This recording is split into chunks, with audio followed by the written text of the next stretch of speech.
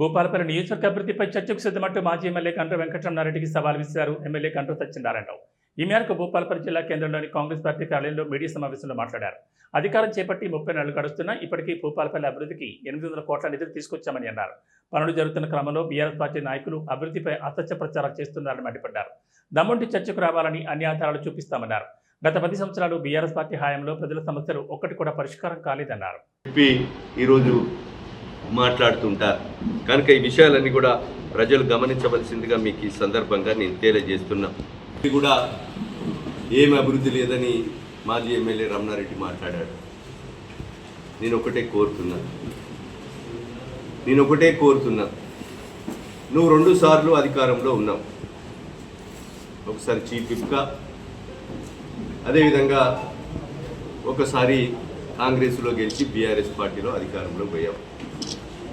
ఈ నియోజకవర్గంలో లెక్కలతో సహా జీవోలతో సహా నేను బయట పెడతా. నేను ఇదివరకు పెట్టా, ఇప్పుడు కూడా పెడతా.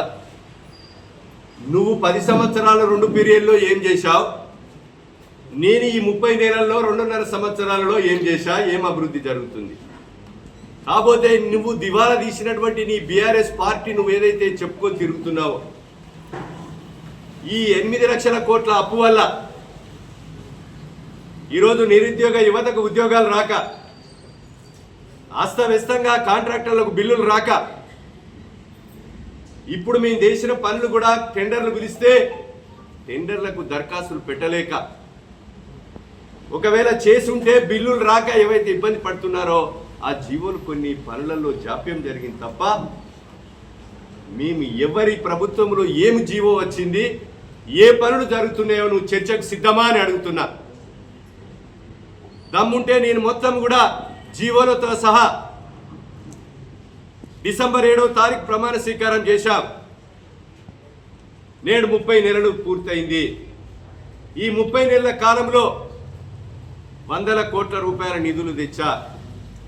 ఉదాహరణకు కొడవటంచ గుడి, అదేవిధంగా ఈరోజు కమలాపురం నుంచి నేషనల్ హైవే నుంచి పసరా వరకు రోడ్ కానీ,